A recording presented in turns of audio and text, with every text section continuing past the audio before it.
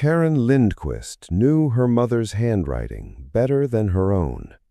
So when she saw the signature on the will her brother submitted to probate court, something felt immediately wrong.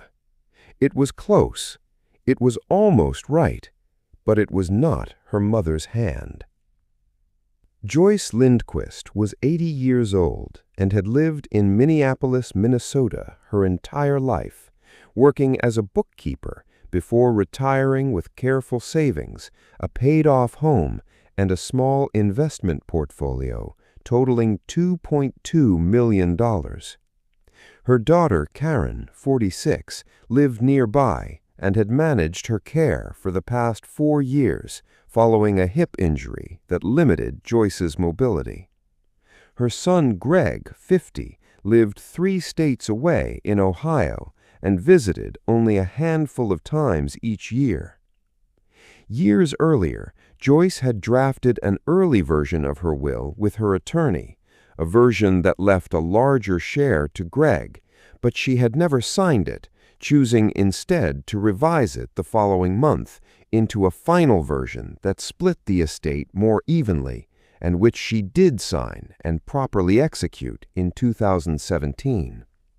Greg had seen that early unsigned draft once, years before, sitting on her mother's desk during a visit. He remembered it. After Joyce passed away in November of 2022, Greg returned to clean out her desk and found the old draft still tucked in a folder, exactly where it had been left, never destroyed, simply because Joyce had forgotten about it entirely.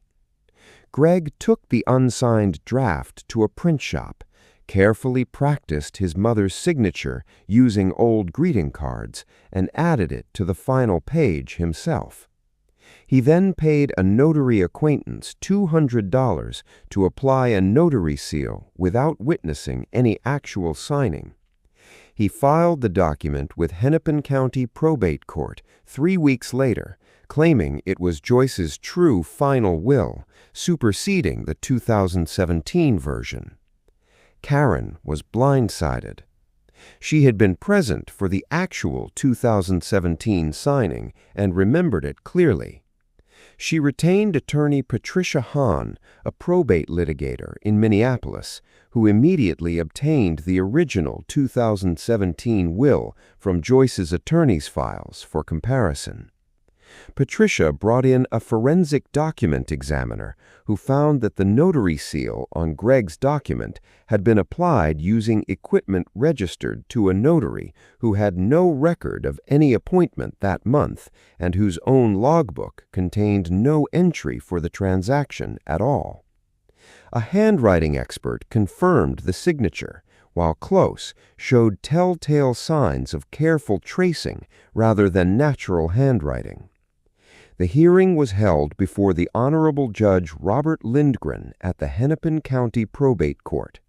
Patricia Hahn presented the notary's logbook discrepancy, the forensic handwriting analysis, and Joyce's actual attorney, who testified clearly that the 2017 will was the only version Joyce had ever properly executed in his office. Greg's attorney argued the document represented Joyce's evolving wishes.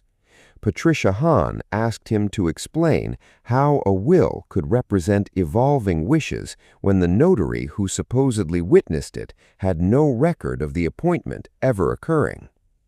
Judge Lindgren ruled the document a forgery, upholding the 2017 will as Joyce's true final testament.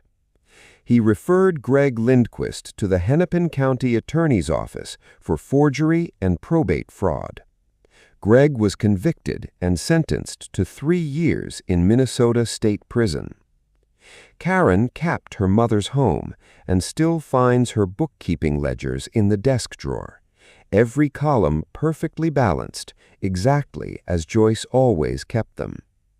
Joyce Lindqvist made her true wishes clear in 2017 and never looked back. Her son tried to undo that with an old draft and a borrowed signature.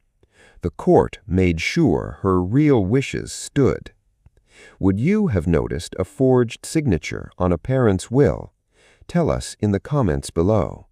And if this story moved you, subscribe to Court of Shadows for more courtroom drama stories every week.